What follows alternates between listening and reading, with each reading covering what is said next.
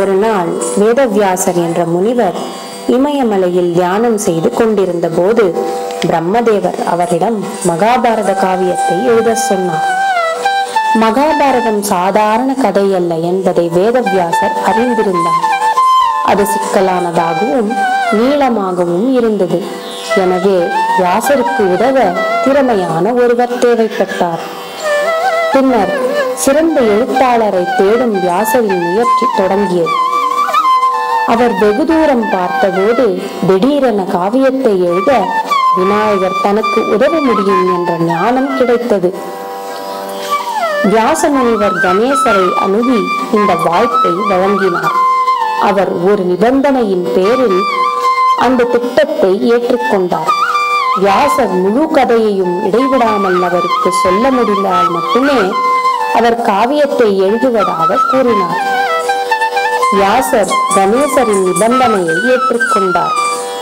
ஆனால் அவருக்கு ஒரு எதிர் நிபந்தனையும் இருந்தது.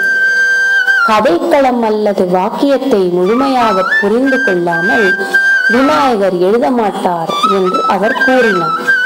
வியாசரின் நிபந்தனையை விநாயகர் ஒத்துக்கொண்டார். மகாபாரதத்தின் எழுத்து தொடங்கியது. விநாயகர் மிக வேகமாக எழுதக்கூடியவர். அவர் காவியத்தை இடைவிடாத வேகத்தில் எழுதினார். ஆனால் வியாச முனிவரின் ஞானமும் புத்திசாலித்தனமும் மேலோங்கி நின்றது. எப்படி? சரி, வியாசர் வேண்டுமென்றே சில சிக்கலான வாக்கியங்களை இடையில் வைப்பார். அது விநாயகர் காவியத்தை எழுதுவதற்கு முன்பு இடைநிறுத்தப்பட்டு புரிந்து கொள்ள நேரம் எடுக்கும். விநாயகர் இடைநிறுத்தங்கள் முனிவர் வியாசரும் ஒரு மூச்சு வாங்கி அடுத்த வாக்கியத்தை மனதில் பதிய வைக்க முடியும் என்பதை குறிக்கிறது. மகாபாரதத்தை எழுத விநாயகர் 3 ஆண்டுகள் எடுத்ததாக புராண கதை கூறுகிறது. கூடுதலாக மகாபாரதத்தை நம்ப முடியாத வேகத்தில் எழுதி கொண்டிருந்த கணேச பெருமான் சரியான நேரத்தில் தனது எழுத்தாணியை உடைத்து விட்டார் என்ற மற்றொரு அடிப்படை கதையும் உள்ளது. ஆனால் எழுதுவதை நிறுத்த முடியாததால் தந்தத்தின் ஒரு பகுதியை உடைத்துவிட்டு அவர் தொடர்ந்தார். எனவே விநாயகர் ஏகதந்தா என்று அழைக்கப்படுகிறார். இதனை தொடர்ந்து தமிழ் கீர்த்தனை ஒற்றை கொம்பனை, ராகம் ஆரபி, தாளம் ஆதி.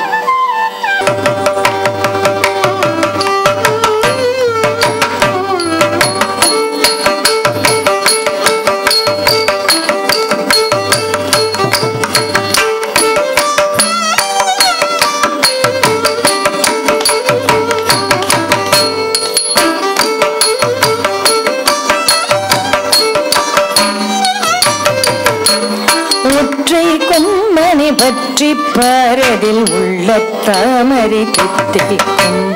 ஒற்றை கொம்பனை பற்றி பாரதில் உள்ள தாமரை தித்திக்கும். ஒற்றை கொம்பனை பற்றி பாரதில் உள்ள தாமரை தித்திக்கும்.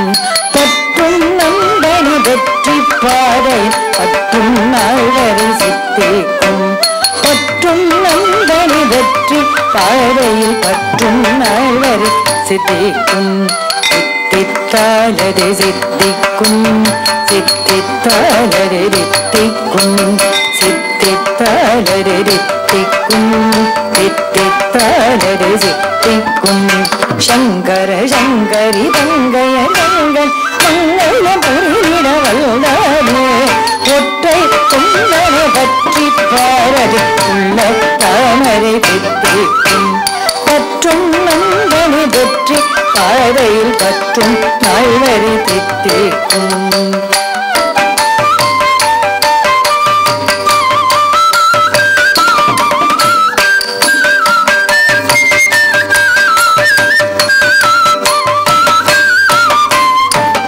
பக்தியுடன் பூவை போட்டால் பொண்ணு தரும் தெய்வம். சக்தி மகன் கண்ணை கண்டால் தானே வரும் செல்வம். பெற்றவதி உலகமென்று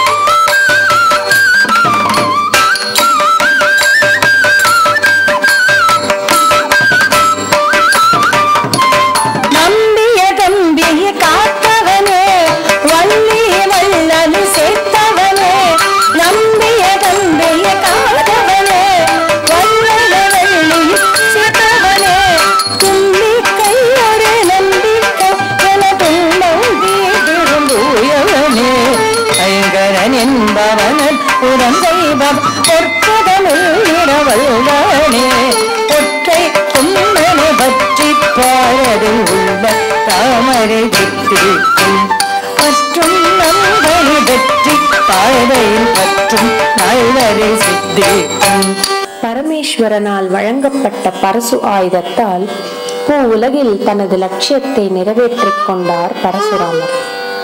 இதன் பொருட்டு சிவனாருக்கு நன்றி சொல்ல திருக்கைலாயம் வந்தார். அங்கு விநாயகர் சிவபெருமானின் தியானத்திற்கு காவலாக இருந்தார். பரசுராமர் உள்ளே செல்ல முயன்ற போது விநாயகர் அவரை தடுத்தார். பரசுராமர் விநாயகரை மீறி உள்ளே செல்ல முயன்றதால் இருவருக்கும் சண்டை உண்டது.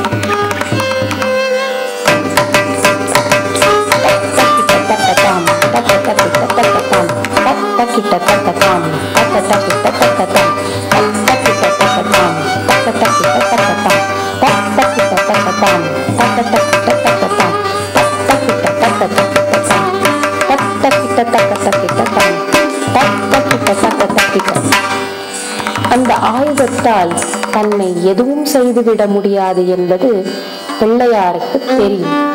ஆனால் தந்தை அளித்த அந்த ஆயுதத்துக்கு இழிவு ஏற்பட்டு விடக்கூடாது என்று கருதினார் பிள்ளையார். தமது இடது தந்தத்தால் அந்த ஆயுதத்தை எதிர்கொண்டார். இதன் மூலம் ஏகதந்தர் எனும் திருநாமத்தை ஏற்றார். தந்தம் முறிந்தது. இந்த கதையில் பரசுராமர் கோபக்காரராகவும் விநாயகர் தர்மத்தின் காவலராகவும் காட்டப்படுகிறார்கள். பரசுராமரும் தவறை உணர்ந்து பார்வதி தேவியிடம் மன்னிப்பு கேட்டார். கணேசனுக்கு வேகம், திறன், ஞானம் ஆகியவற்றை அருளினார்.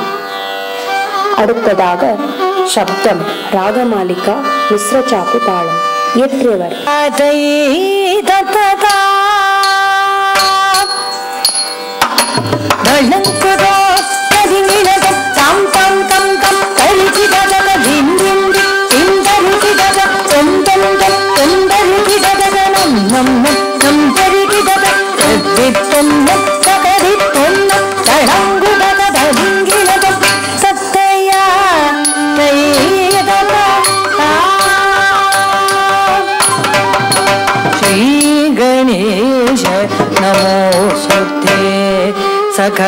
सकलागमान कलाद श्री गणेश नमोस्तुते सकलागमान कलाद श्री शैव्य सशांक नरसुता पाहि मां कलयानि रे श्री शैव्य सशांक नरसुता पाहि मां कलयानि रे श्री गणेश नमोस्तुते सकलागमान कलाद श्रीशसेव्य सशांकर सुता पाहि मां कलयानि रे पाहि मां कलयानि रे पाहि मां कलयानि रे सद्दित्सन्नं सकरित्सन्नं सळङ्गुदकदैरिङ्गिलत कत्तया तैरतदा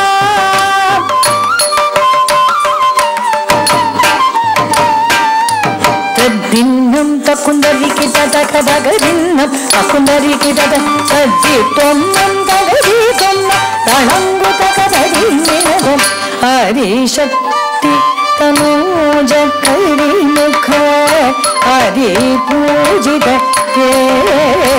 रम्ब हरिशक्ति तनूजकरिमुख हरिपूजित रम्ब हरिव्याधि हरं शिवगया कलिये रणध्वजरं हरिव्याधि हरं शिवगया कलिये रणध्वजरं हरिशक्ति तनूजकरिमुख हरिपूजित